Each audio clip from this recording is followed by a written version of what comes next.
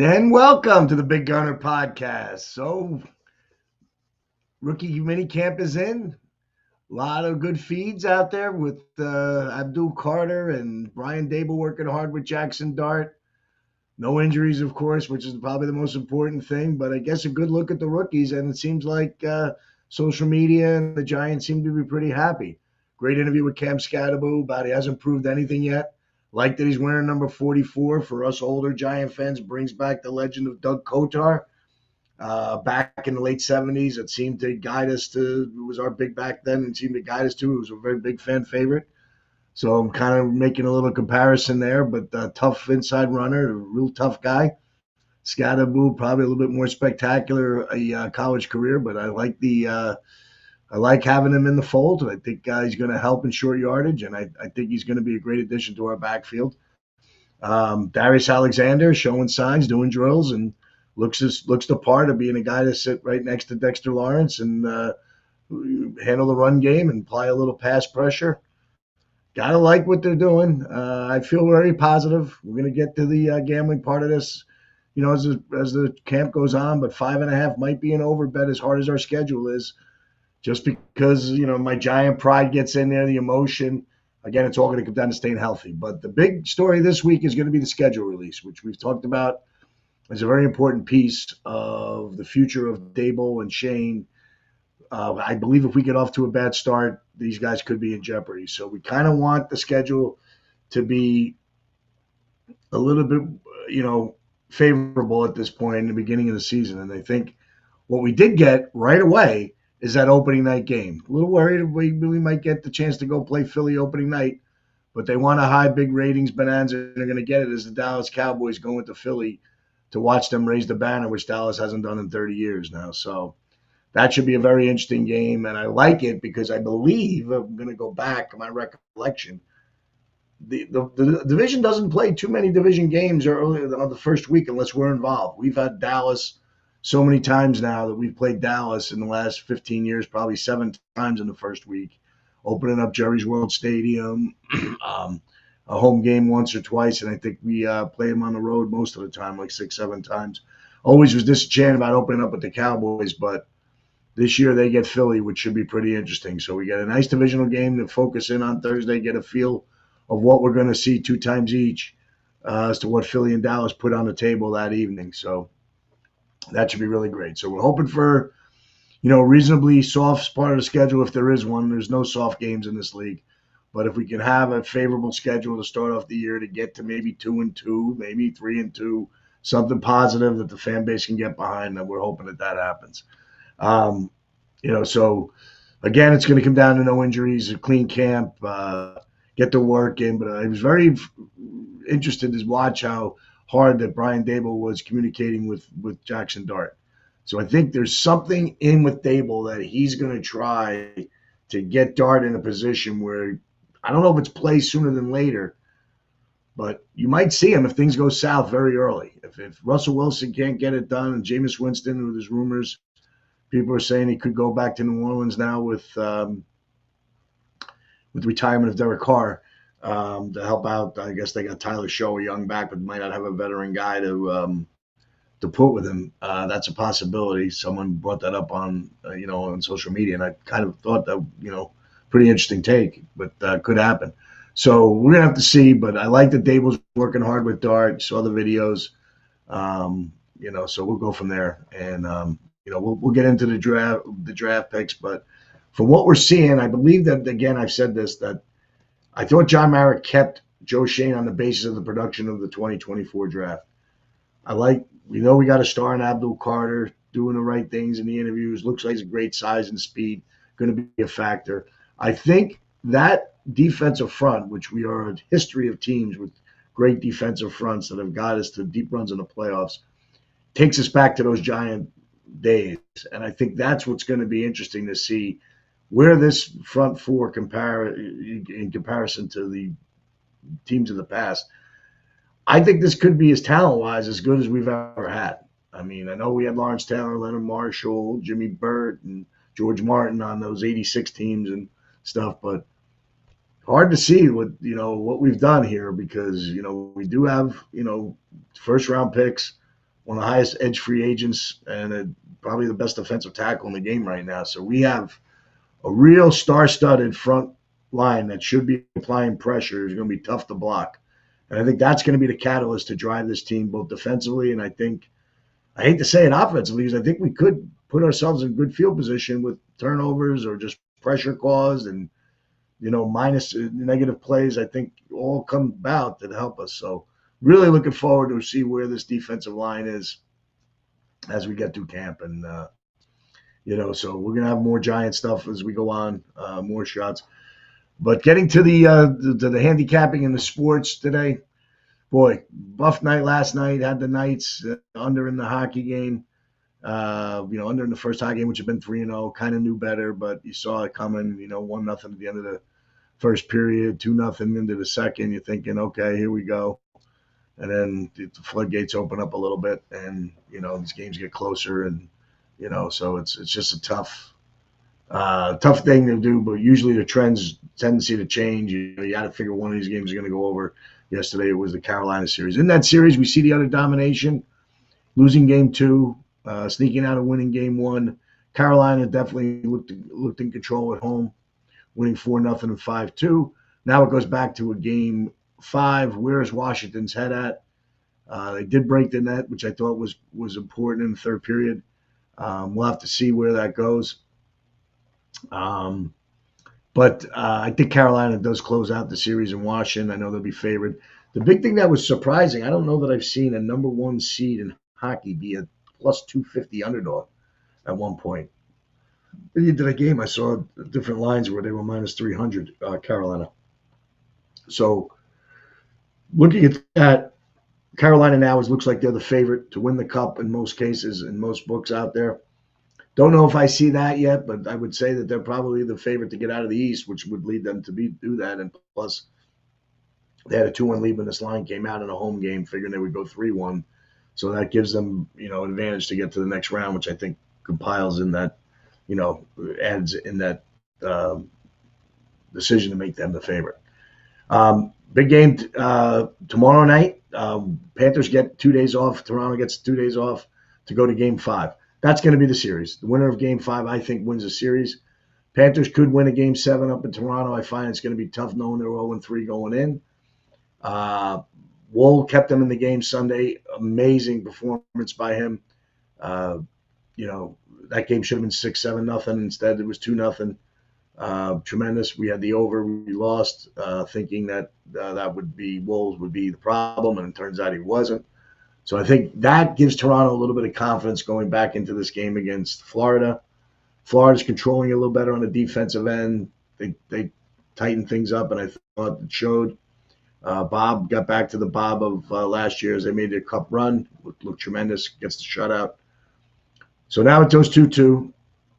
The games were a little bit – I would say the Panthers probably had that game never in doubt. There was some runs that Toronto had in game 4. They were down 3-1 in game 3, so I would say that game was a lot closer, and I think the games in Toronto were close. But I might be reaching for the dog here and take Toronto in game 5. I just like their frontline players. I think they're outplaying the Panthers' frontline players right now. But it's going to come down to whether Bob stays right, and if Wall continues to play. If he plays anything like he played Sunday, I think Toronto will have a really good chance of winning that game. I would think the dog is the side here.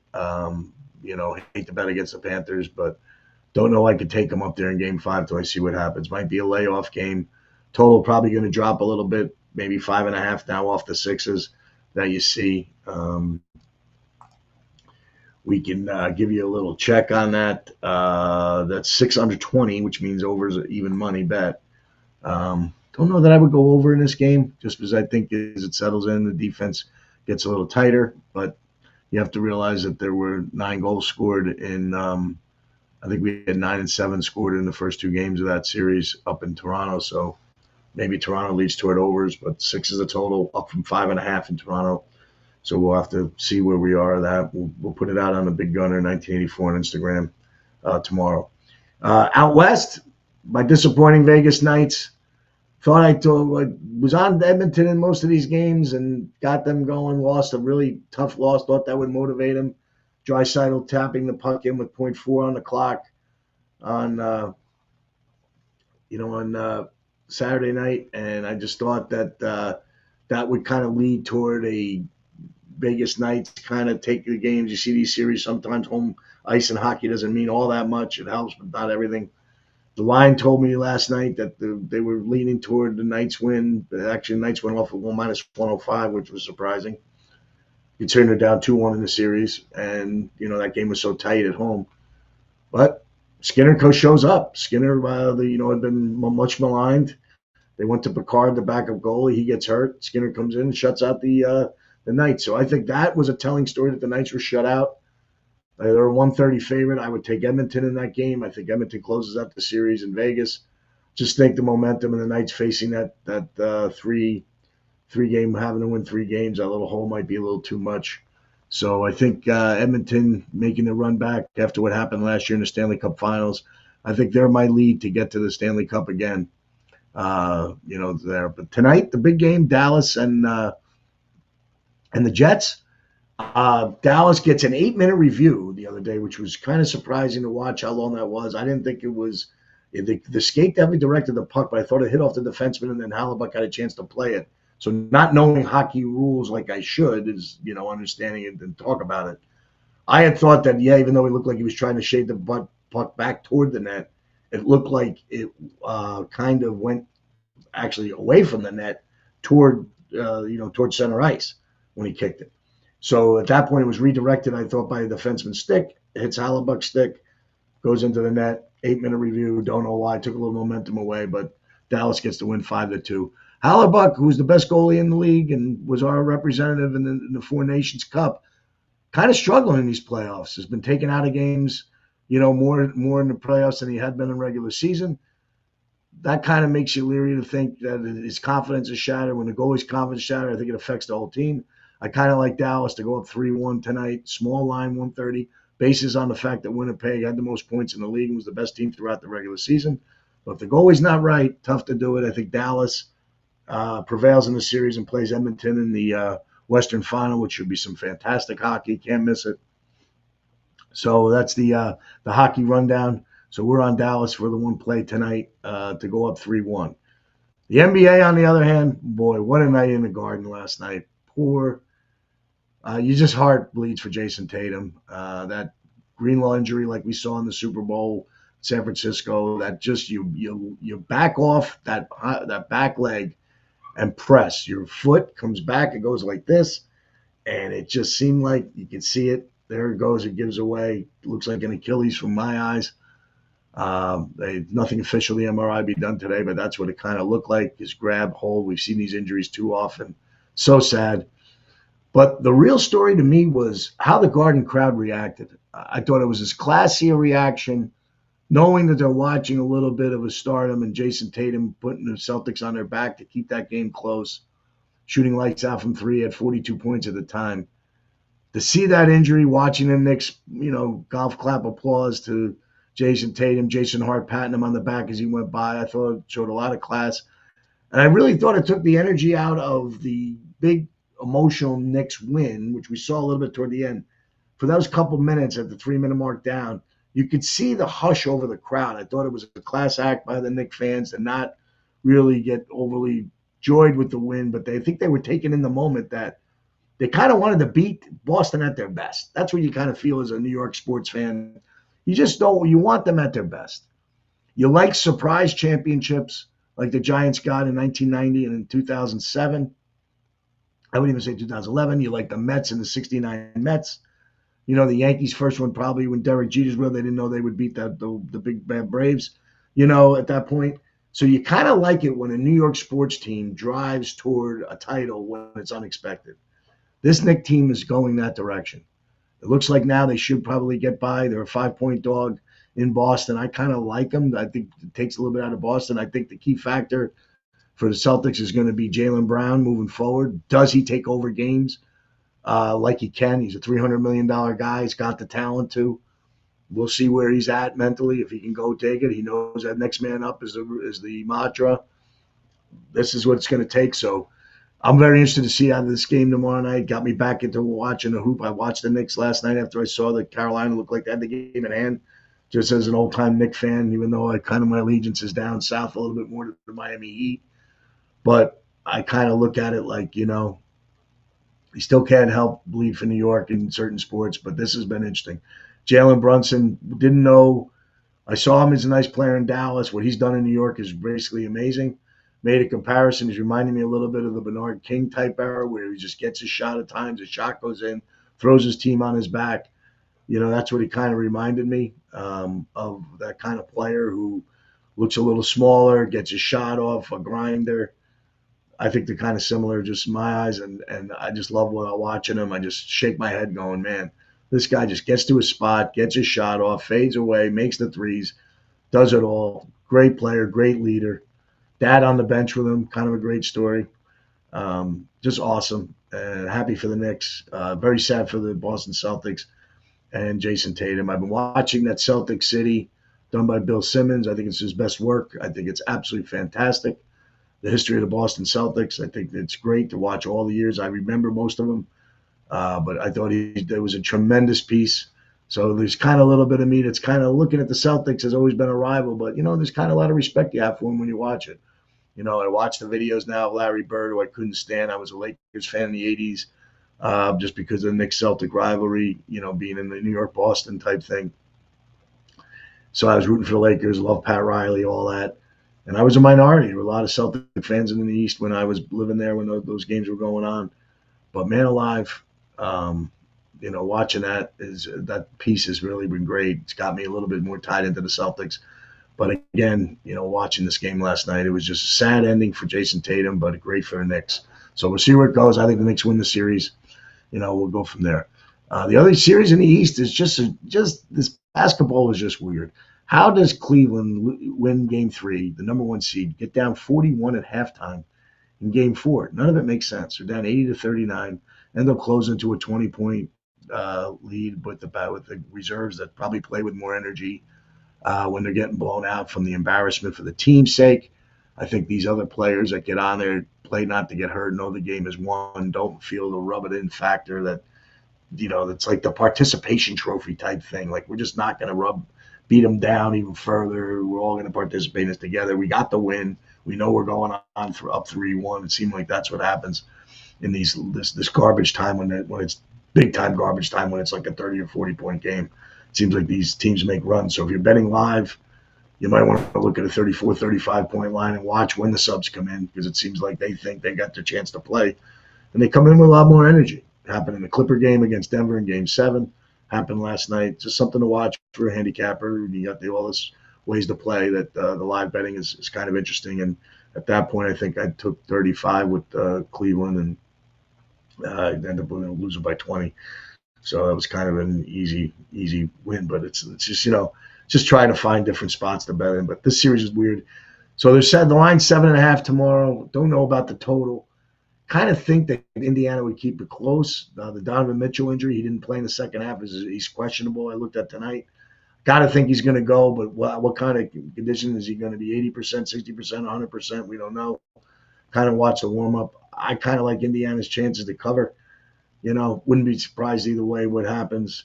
But I know that if they probably should, if you're Rick Carlisle, you want to get this series out of here. The last thing you want to do, because you got blown out on your own court in Game 3, is you want to lose and then have to come back and feel that the whole momentum could change. So I think it's Indiana plus 7.5 in this game tonight. And whether they win or not, I don't know, but I think they probably keep it close. They've won 2 games on the road in this series already. The Denver Nuggets and OKC is another very interesting scenario in this series. Now, OKC is a 10.5-point favorite. They don't cover either game in Denver. They win one, though, so they get the series to 2-2. They win by, big number by 40 in OKC in Game 2, but after blowing a 9-point lead in Game 1. You have to like OKC in this scenario just because of what I'm watching. They're out of the altitude. They're back in Oklahoma. Here's my thought on this. I was startled to watch the first quarter of that game Sunday, as Denver looked like they were playing half speed in that first quarter. Jokic was 0 for 3. They were missing open threes. They were short-arming shots. Their releases looked off. They looked like their energy wasn't there. And then OKC can't get up more than 9.25, only put up 17 themselves. It looked like the most lethargic. It looked like a practice that I was watching in the first 7 minutes of that game. Christian Braun was the first Nugget that I saw get the full speed as he chased a guy on the backcourt that had a 3-on-1 break. And that's when the lead was like 4 or 5. It was just surprising to me the low energy that they have. So now the reports are coming out is looking at Jokic. They played the 7-game series, 7 games in 13 days. Charles Barkley made reference that he thought one of the problems in that game was the scheduling, that they only came back in 36 hours, I guess, to play that game. They had a late-night game on Friday, played an early game Sunday. But these are NBA players. Same thing for OKC. They had the same situation. They're maybe a little younger, a little deeper. Only playing 6 guys might be an issue for Denver moving forward. But is Jokic that speed up and tired? He's a big guy. He's taking a lot of, logging that big weight around the court. But he didn't look right in game 4, I'm sorry. And so you got to think maybe there's some wear and tear coming on him. Brian Windhorst made some great comments about that. He's tired. The line should be 12.5, 13 if you buy it. Still 10.5 where it was in game 2. So, after a loss. So I got to look at this and say maybe I like OKC in this game. We'll see. I'm sure Denver just mentally will come out with more energy. They have to, being on the road. I just think I'm just surprised at the way they let that game get away.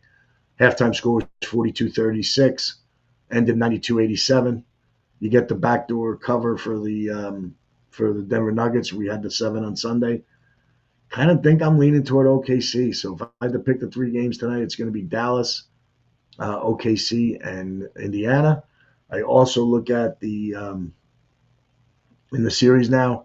Kind of think OKC has put a little foot down. They have 2 games at home. I think they hold off Denver. The other series in the West, Minnesota now 3-1. We watched that game last night. It was back and forth. Golden State came out with early energy. Just without Steph Curry, I just can't see Minnesota losing the series. They win by 7 last night. Kind of see a 3-1 going back home. They're an 11.5-point favorite, I guess, with no Steph at this point. That he's listed as out. I don't know if he's going to come back. They said possibly game 5 would be the game he can come back in. That game will be played Wednesday. We'll see. I don't know if he plays. 11.5 tells me he's not playing. They just miss him. The offensive juggernaut that he is, and he's just the best shooter ever. They're just not built to win these type of games without him against a big, strong team, young team like Minnesota, who really hasn't shot all that well, but played well enough to win last night. Hold on if they're getting a 22-point third quarter, win by 7.